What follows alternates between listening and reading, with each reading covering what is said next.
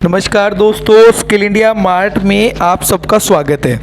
देखिए दोस्तों, जैसे ही PMKY 3.0 फिर से लॉन्च हुआ है, ये PMKY 3.0 का दोबारा लॉन्च होना एक खुशखबरी भी है, क्योंकि अब तक जो ट्रेनिंग पार्टनर सोच रहे थे कि 31 मार्च तक की डेडलाइन होगी, अब ये RFP खुद 31 मार्च को हुआ है, तो श्योर है कि डेडलाइन जो है वो आगे के मंथ में मिलेगी। ठीक है दोस्तों, सबसे पहले अगर हम बात करते हैं इस RFP के बारे में, तो इस RFP की कंप्लीट जानकारी, इस जानकारी के बाद आप जान पाएंगे कि क्या आप इसके लिए एलिजिबल हैं या नहीं है, और अगर आप एलिजिबल है तो आपके मार्क्स किस प्रकार से बढ़ेंगे और किस प्रकार से आप टॉप प्रायोरिटी में आ जाएंगे टारगेट एलोकेशन की। सबसे पहले दोस्तों वही चीज़ है, पहले भी ये 3 पॉइंट आए थे। सबसे पहले देखिए, एलिजिबिलिटी क्राइटेरिया के अंदर 3 मेन पॉइंट दिए गए हैं। कोई भी एजेंसी फर्स्ट पॉइंट के अंदर ब्लैकलिस्ट नहीं होनी चाहिए, कोई भी TC ब्लैकलिस्ट नहीं होना चाहिए। Third point, a applicant should have no statutory due at the time of application, यानी किसी भी तरह का ड्यूज उसका किसी भी तरीके से डिफ़ॉल्ट नहीं होना चाहिए। जैसे कोई रिकवरी अगर उनके ऊपर आई हुई है तो वो रिकवरी नहीं होनी चाहिए। सबसे पहले कुछ इंपॉर्टेंट डेट्स की हम बात कर लेते हैं। 12 अप्रैल को दोस्तों ये प्रपोजल लाइव हो जाएगा और 26 तारीख शाम के 6 बजे तक हमें ये प्रपोजल भरने का टाइम मिलेगा। उसके अलावा अगर कोई भी क्वेरी है RPL की गाइडलाइन से संबंधित या आपकी एलिजिबिलिटी से संबंधित, तो आप PMKVY RFP.helpdesk@NSTCindia.org पर जाकर रिप्लाई कर सकते हैं। ठीक है दोस्तों, लेट प्रपोजल कोई भी एक्सेप्ट नहीं किया जाएगा। जैसे पिछली बार RPL में 19 तारीख लास्ट डेट थी और 6 बजे पोर्टल बंद हो गया था बिल्कुल net, same as it is ये भी पोर्टल 24 तारीख को शाम को 6 बजे बंद हो जाएगा। जिस तरह से PMKVY RPL की पर प्रपोजल की फीस 15,000 रुपीज़ थी, यहाँ भी एक TP के लिए वन टाइम एप्लीकेशन फ़ीस 15,000 होगी। उसके बाद जितने भी डिस्ट्रिक्ट में वो अप्लाई करेगा उसके हिसाब से पर प्रपोजल की फ़ीस 2500 रुपये पर प्रपोजल के हिसाब से उसको सबमिट करनी होगी। यानी मान लीजिए अगर वो 2 प्रपोजल लगाता है तो 15,000 प्लस 5,000 20,000 रुपये की फ़ीस उसको सबमिट करनी होगी। ठीक है दोस्तों, अब आ जाइए सबसे मेन और इम्पोर्टेंट पॉइंट। ये जो स्क्रीन है आपके सामने, ये सबसे इम्पोर्टेंट है। देखिए दोस्तों, सारे पार्टनर्स को 4 कैटेगरी में बांट दिया गया है, C1, C2, C3 और C4। देखिए दोस्तों, C1 और C2 जो कैटेगरी है उनमें देखिए 2 में यस लिखा हुआ है। क्या है ये यस? ये सबसे इम्पोर्टेंट है दोस्तों। देखिए ये कॉम्बिनेशन बनाया गया है। मान लीजिए आप फॉर एग्जांपल समझ लीजिए, हरियाणा के अंदर एक डिस्ट्रिक्ट है हिसार और उसकी कैपेसिटी है 120 टारगेट वहाँ पर है PMKVY की स्कीम के अनुसार फर्स्ट फेज के अंदर, और वहाँ पर जॉब रोल दे दिए गए 7। तो 7 जॉब रोल में से अगर किसी व्यक्ति के किसी ट्रेनिंग पार्टनर के पास एक्रीडेटेड और एफिलेटेड सेंटर है स्मार्ट पे उन 7 जॉब रोलों में से, तो वो कैटेगरी 1 में आ जाएगा। अगर उस व्यक्ति ने पहले PMKVY में काम किया है तो। लेकिन अगर कोई व्यक्ति नया है, सिर्फ उसने स्किल इंडिया पोर्टल पर अपनी ID क्रिएट की हुई है और किसी भी स्कीम के अंदर उसने एफिलिएशन लिया हुआ है, एक्रीडेशन किया हुआ है, और उसके पास उस जॉब रोल का जो जॉब रोल उस डिस्ट्रिक्ट के अंदर डिस्ट्रिक्ट कमेटी की लिस्ट के अनुसार है, अगर उसके पास उसका स्मार्ट पे 4 या 5 ग्रेड का सेंटर 1500 स्क्वायर फीट से ज़्यादा है, तो इन दोनों ही व्यक्तियों की एलिजिबिलिटी फर्स्ट बनेगी। लेकिन चिंता करने की जरूरत नहीं है, क्योंकि देखिए स्मार्ट का एक्रीडेशन लगभग 6 महीने में लैप्स हो जाता है और पिछले 1.5 साल से तो कोई टारगेट ही एलोकेट नहीं हुआ। तो इसका मतलब बहुत ही कम लोग ऐसे होंगे जिनके पास उस पर्टिकुलर जॉब रोल के अंदर स्मार्ट में एफिलेटेड और एग्रीगेटेड सेंटर मिलेगा। इसलिए इस बात की चिंता करने की जरूरत नहीं है। आप लोगों के लिए कैटेगरी नंबर 3 और कैटेगरी नंबर 4 अवेलेबल है। Category number 3 exist existing training partner के लिए है जिन्होंने एक भी बार पीएमकेवीवाई स्कीम के अंदर टारगेट लिया हो। दूसरा पॉइंट कैटेगरी नंबर 4 वो है जिन्होंने कभी भी अब तक कोई भी सेंटर नहीं लिया है, सिर्फ स्किल इंडिया पोर्टल पर उनका ट्रेनिंग प्रोवाइडर आईडी बना है, तो वो लोग भी एलिजिबल होंगे। देखिए अब बात आएगी सिलेक्शन पॉइंट्स की। अगर मैं बात करता हूं, अब बात करते हैं हम सिलेक्शंस की, इसके नंबरिंग की, मार्क्स की। देखिए दोस्तों ये कैटेगरी दो बांटे गए हैं, दो पार्ट 60 और 40 में बांटा गया है। Part A 60%, part B 40%। 60% organisations का जो पैरामीटर होंगे, ऑर्गेनाइजेशंस के प्रोफाइल के पैरामीटर होंगे, और पार्ट बी जो है वो प्रपोजल से संबंधित होगा 40%। सिंपल सा लॉजिक है। अब दो तरह के ऑर्गेनाइजेशन है, नया और पुराना। नई की डेफिनेशन जिसने पीएमकेवीवाई में सेंट्रल कंपोनेंट की स्कीम में एक भी बार काम नहीं किया है, वो टीपी पुराना टीपी नहीं माना जाएगा, वो नया माना जाएगा। जिस टीपी ने सेंट्रल कंपोनेंट की पीएमकेवाई स्कीम के अंदर टारगेट लिया है, चाहे वो 2016 से 20 में किसी भी स्कीम में लिया हो, आरपीएल या फिर इसमें एससीटी में, वो एलिजिबल होगा। देखिए दोस्तों अगर मैं बात करता हूँ न्यू ऑर्गेनाइजेशंस के लिए पिछले 4 साल का डाटा। अब देखिए दोस्तों 4 साल का डाटा, जिसने स्किलिंग में काम करा ही नहीं वो 4 साल का डाटा लाएगा कहाँ से। अब मैं इस चीज़ को क्लियर करता हूँ। देखिए जो आपका मैट्रिक्स है उसमें बोला गया है कि आपको स्टूडेंट ट्रेंड किए होने चाहिए। वो ट्रेंड आपने चाहे किसी एकेडमिक कोर्स के अंदर किया हो, बीए, एमए, किसी कंप्यूटर कोर्स के अंदर, या फिर वो स्किलिंग के अंदर किया हो। आपने नाइलिट के साथ किया है, एचकेसीएल के साथ किया है, आपने हार्ट्रोन के साथ किया है, आरएसएलडीसी के साथ किया है, तो सारे जो हैं वो आपके यहाँ पर काउंट होंगे।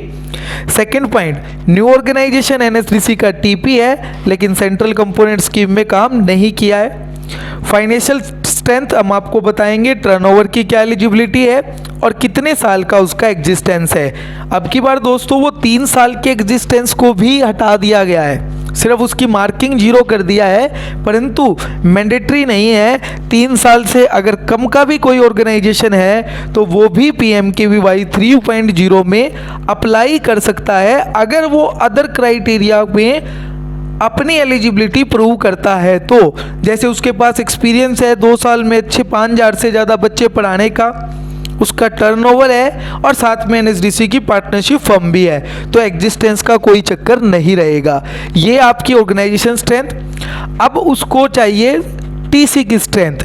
देखिए टीसी की स्ट्रेंथ के लिए पूरा डिटेल में सेकंड पॉइंट में बताऊंगा। एग्जिस्टिंग पार्टनर के लिए ना तो एग्जिस्टेंस ना फाइनेंशियल स्ट्रेंथ, दोनों ही मायने नहीं रखती है, उसके लिए उसका प्रीवियस डाटा मैटर करता है। ठीक है दोस्तों। अब देखिए दोस्तों सबसे इम्पोर्टेंट जो मैं आपको बताने जा रहा हूँ, सबसे इम्पोर्टेंट पॉइंट के अंदर अगर मैं बात करता हूँ तो ये देखिए दोस्तों, ये है न्यू ऑर्गेनाइजेशंस के लिए आपके सामने मैट्रिक्स। जैसे मैंने बताया था 30%, यानी कि 15 नंबर है तो इसको 30 की एवरेज मान लिया जाएगा, परसेंट 30 में काउंट किया जाएगा, क्योंकि टोटल 60 नंबर है तो इसलिए इसको उस हिसाब से कैलकुलेट किया गया है। देखिए स्किलिंग में लिखा हुआ है स्किलिंग ऑब्लिक एजुकेशन, यानी कि जरूरी नहीं कि अगर आप कोई कॉलेज चलाते हैं, यूनिवर्सिटी चलाते हैं, कोई कंप्यूटर इंस्टीट्यूट चलाते हैं और वहाँ पर आपने बच्चों को ट्रेन किया हुआ है तो वो बच्चे भी आपके काउंट होंगे। उसके लिए आपको उस रेस्पेक्टिव स्कीम का जो एलोकेशन लेटर या फिर रेस्पेक्टिव स्कीम का MIS पोर्टल से बच्चों के स्नैपशॉट्स वो आपको देने होंगे। 5000 से ज़्यादा है तो 15 मार्क्स, 2.5 से 5000 है तो 10, और अगर 1000 से नीचे है तो 0। 1000 से नीचे तो दिखाने का कोई फ़ायदा ही नहीं होगा।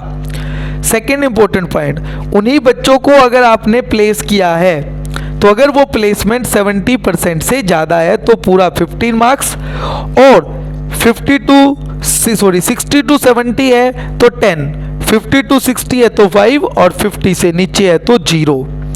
थर्ड पॉइंट, अगर वो NSDC पार्टनर है फंडेड या नॉन फंडेड, आप ध्यान रखिए दोस्तों, वो लोग एनएसडीसी के पार्टनर नहीं है जिन्होंने स्मार्ट पर या स्किल इंडिया पोर्टल पर टीपी आईडी क्रिएट की हुई है जो शुरू होती है TP001258। वो 6 अक्षर का कोड आपका ट्रेनिंग प्रोवाइडर कोड है, एनएसडीसी की पार्टनरशिप का सर्टिफिकेट एनएसडीसी से मिलता है। अगर वो आपके पास अवेलेबल है आज की डेट में, और वो भी वैलिड, एक्सपायर नहीं, अगर वो है तो 10 मार्क्स आपको मिलेंगे। अगर आपकी कंपनी 3 साल से पुरानी है तो आपको 5 साल से पुरानी है तो 10 मार्क्स, 3 और 5 के बीच की है तो 5, और 3 से 3 है तो 0। देखिए दोस्तों, यहाँ पे 3 से नीचे का मार्क 0 कर दिया गया है, परंतु आप इसमें अप्लाई कर सकते हैं। फाइनेंशियल्स दोनों है। देखिए एनजीओ के लिए 4.1 है, और में जो प्रॉफिट वाले ऑर्गेनाइजेशन है प्राइवेट लिमिटेड, उनके लिए सेकंड टेबल है। एनजीओ के लिए टर्नओवर थोड़ा कम है, 3 करोड़ से प्लस पूरे नंबर, 1 से 3 में 10, 1.50 से 1 में 5, जबकि यही प्रॉफिट वाली कंपनी में 5 की जगह 10, 5 से 10 13, और 3 से 5 10, और 1 से 3 5, और लेस देन 1 करोड़ आपको 0 मिलेंगे। उसके अलावा जो प्रपोजल क्वालिटी 40% जो मार्क्स हैं, यहाँ पर बड़ा आसान है दोस्तों। अगर आपके पास स्मार्ट एग्रीगेटेड सेंटर नहीं है तो आप कोई भी सेंटर जो 5000 से ज़्यादा बड़ा हो उसका कोई भी लीज एग्रीमेंट प्लस उसकी फोटोज आप एक पीडीएफ बनाकर सबमिट करेंगे तो पूरे 40 नंबर मिलेंगे। अगर उसका एरिया 3000 से 5000 है तो 25, और 1500 से 3000 है तो 10। इस प्रकार से टोटल एरिया जो है वो आपका 5000 से ज़्यादा पर पूरे मार्क्स मिलेंगे। अगर एसआईपी पर सेंटर है तो फिर आपका वो जॉब रोल के हिसाब से, मान लीजिए 2 जॉब रोल आप लगा रहे हैं पर एक जॉब रोल एसआईपी पे एग्रीगेटेड है, दूसरा नहीं है तो 20 नंबर मिलेंगे, दोनों है तो 40 मिलेंगे, और दोनों में से कोई भी एक नहीं है तो 0 मिलेंगे। अगर कोई भी नहीं है तो लीज एग्रीमेंट आप सबमिट कीजिए।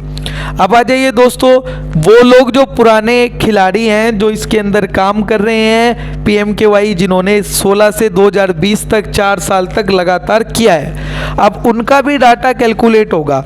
5000 से ज़्यादा 15, 2.5 से 5000 10, और 1500 1000 से 2500 5, और 1000 से नीचे 0। वही उसी का प्लेसमेंट अगर 70% से ऊपर है तो पूरे 15, और 50 से नीचे है तो 0। बाकी आपको सेम रहेगा, टेबल आपको दिखाई दे रही है।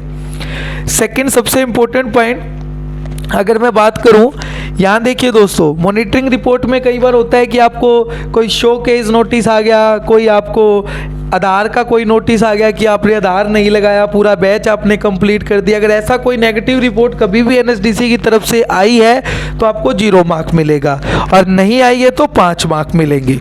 ठीक है दोस्तों।